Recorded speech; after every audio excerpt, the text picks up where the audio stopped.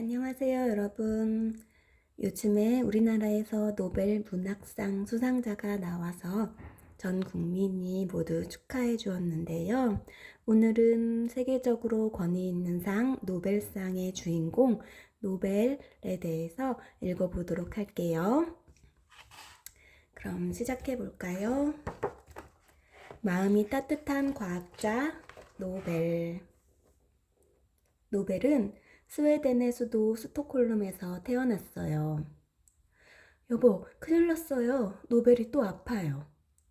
노벨은 태어날 때부터 몸이 허약했어요. 겨울철이면 감기를 심하게 앓곤 했지요. 그러다 보니 결석도 자주 했어요.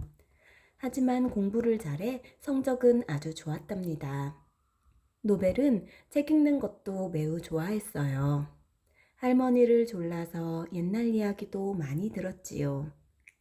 할머니는 책을 좋아하는 노벨을 보고 이 다음에 시인이나 소설가가 될 거라 생각했답니다. 노벨의 아버지는 러시아에서 큰 공장을 운영하고 있었어요.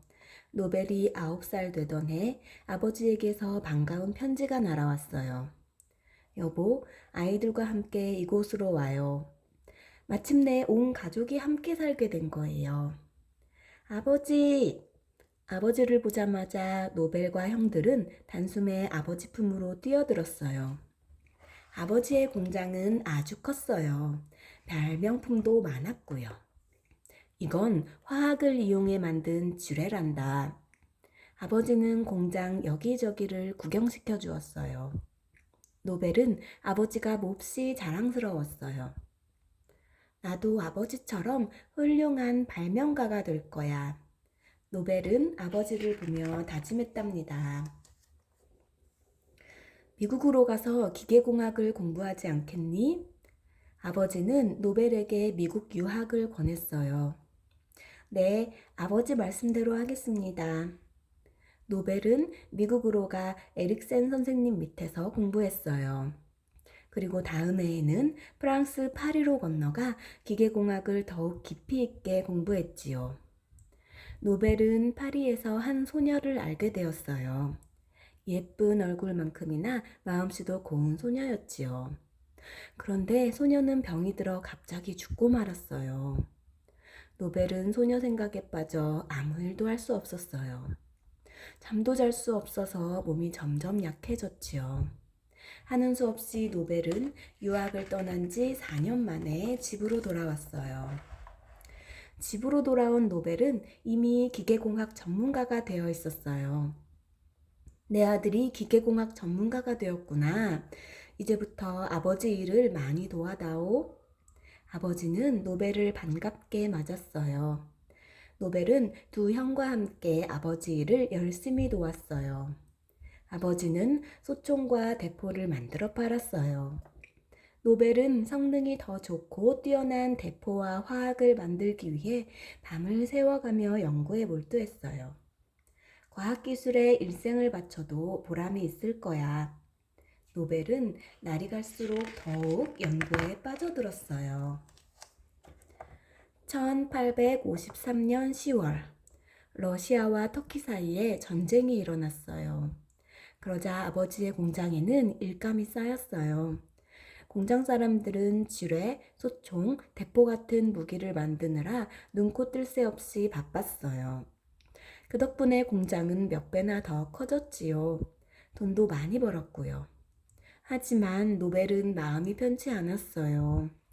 자신이 만든 무기 때문에 수많은 사람이 죽어갔기 때문이에요.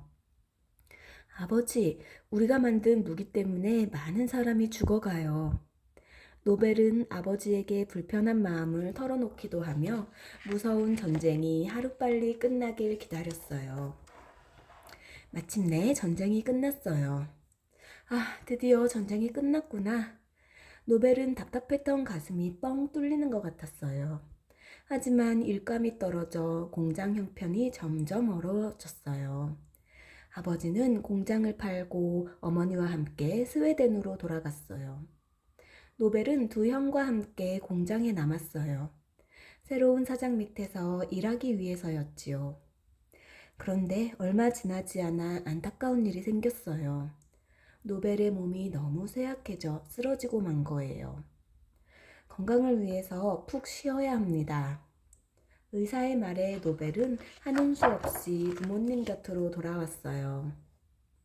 부모님의 따뜻한 보살핌 덕분에 노벨은 다시 건강을 되찾았어요. 그러자 아버지는 조용히 노벨을 불렀어요. 나도 이제 많이 늙은 것 같구나. 내가 하던 연구를 네가 계속해다오. 노벨은 아버지의 뜻을 따라 다시 러시아로 돌아갔어요. 그리고 더욱더 연구에 몰두했지요. 강하면서도 안전한 니트로글리세린으로 화학약을 만드는 연구였어요. 여러 가지 실험 끝에 마침내 노벨은 니트로글리세린 화약과 뇌관을 발명하여 스웨덴에서 특허를 받았답니다. 그 덕분에 노벨의 이름이 조금씩 세상에 알려지기 시작했어요.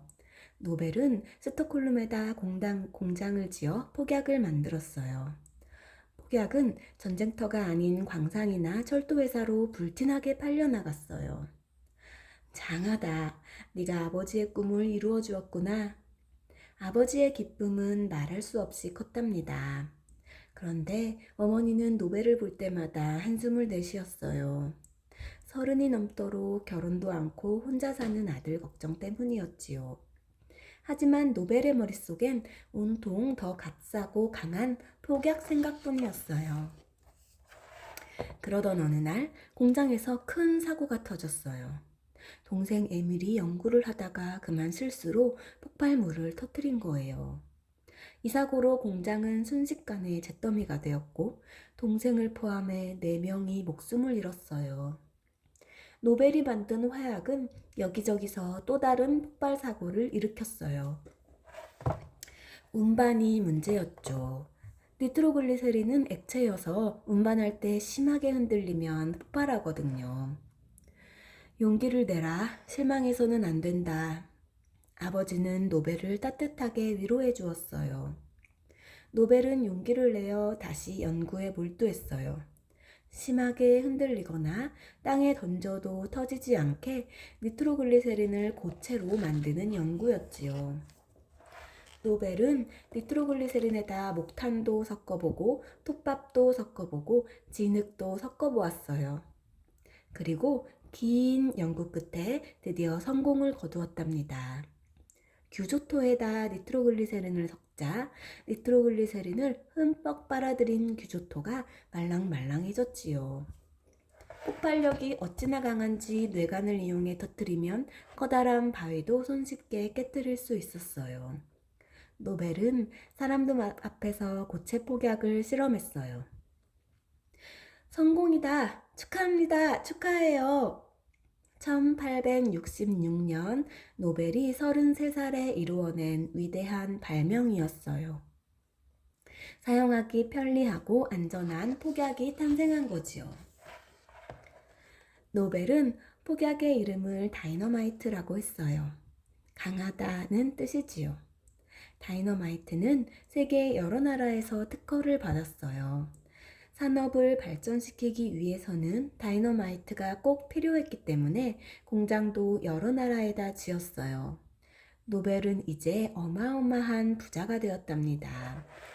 그런데 프랑스와 독일이 전쟁을 하면서 다이너마이트를 무기로 사용했어요. 많은 사람이 죽고 건물이 파괴되었지요. 노벨은 몹시 괴로웠어요. 인류 발전에 이바지하려고 발명한 다이너마이트가 전쟁터에서 무기로 쓰이다니. 노벨은 40살 되던 해 파리로 이사를 한 뒤 집에다 큰 실험실을 만들고 새로운 연구에 몰두했어요. 실험에 열중하다 밥 먹는 것도 잊을 때가 많았답니다. 노벨은 문학과 사상에 관한 책도 많이 읽고 항상 어렵고 힘든 사람들을 위해 일했지요. 노벨은 다이너마이트 때문에 전쟁터에서 많은 사람이 죽은 것을 마음 아파했어요. 그래서 자선 사업도 많이 했답니다. 형들의 사업이 어려울 때는 아무 조건 없이 도와주기도 하고 아무리 큰 돈이라도 불쌍한 사람들을 위해서라면 선뜻 내놓았지요. 노벨에게 모처럼 좋은 일이 생겼어요. 스웨덴의 웁살라 대학에서 철학 박사 학위를 받은 거예요.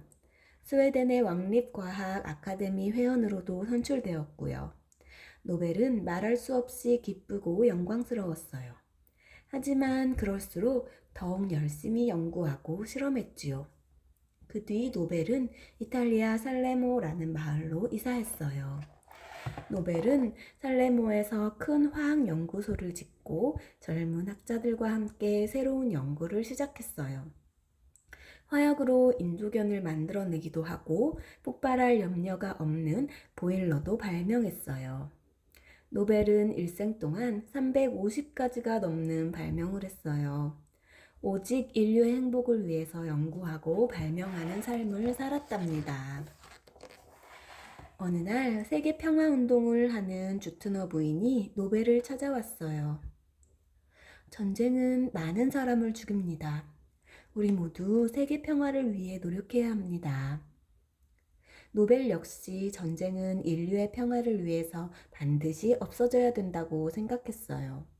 그래서 평화문제연구소를 세워 세계 평화를 위해 봉사했어요. 그 뒤 노벨은 전 재산을 사회에 내놓았어요. 세계 평화를 위해 쓰이길 바라면서요. 1896년 12월 10일 노벨은 63세 나이로 조용히 눈을 감았답니다. 노벨 재단에서는 노벨이 죽은 12월 10일에 노벨의 유언대로 노벨상을 수여합니다. 노벨상은 세계에서 가장 권위 있는 큰 상이에요. 물리학, 화학, 평화, 문학 등 인류에 가장 큰 공헌을 한 사람들에게 주고 있답니다. 네, 여러분, 노벨 이야기 어떠셨나요? 그럼 다음 시간에 또 만날게요. 안녕.